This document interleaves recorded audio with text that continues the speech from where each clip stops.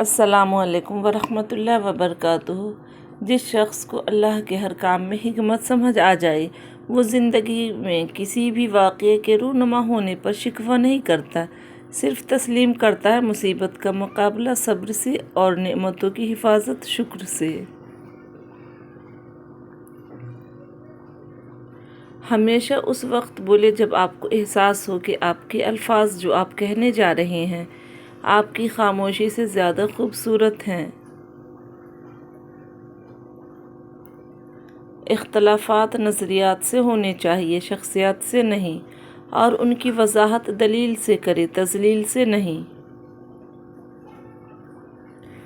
موت کے بعد کی تقسیم: روح ملک الموت لے جائے گا، مال وارث لے جائیں گے، گوشت کیڑے مکوڑے کھا جائیں گے، ہڈیاں مٹی کھا جائے گی، نیکیاں قرض دار لے جائیں گے۔ ابن آدم کوشش کرنا کہ ایمان شیطان نہ لے جائے۔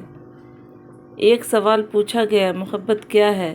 جواب یہ دیا گیا کہ جب انسان بہت ہی گہری نیند میں ہو اور اس کے کانوں میں اذان کی آواز آئے اور وہ اپنی نیند کو چھوڑ کر اللہ کے لیے نماز پڑھنے کھڑا ہو جائے، یہ سچی محبت ہے۔ رزق اور موت کا خوف نہ رکھو، اختیار صرف اللہ کے پاس ہے۔ بے شک نہ کوئی تمہارا رزق چھین سکتا ہے اور نہ ہی موت دے سکتا ہے سوائے اللہ تعالیٰ کے۔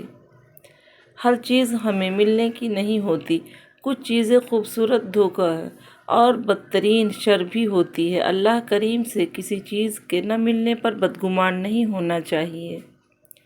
بے حسی کہہ لے یا ناقدری، مگر انسان نے ہمیشہ اپنے خیر خواہ کو اس کے چلے جانے کے بعد پہچانا ہے۔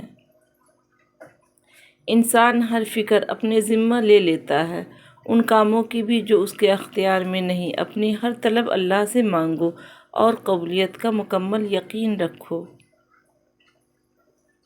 جب دل میں میل، طبیعت میں ضد اور لفظوں میں مقابلہ آ جائے تو یہ تینوں جیت جاتے ہیں، بس صرف تعلقات اور رشتے ہار جاتے ہیں۔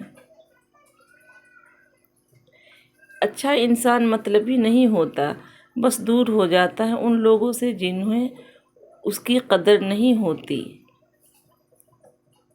وقت، موسم اور لوگ سب کی ایک سی فطرت ہوتی ہے، کب کون کہاں بدل جائے پتہ ہی نہیں چلتا۔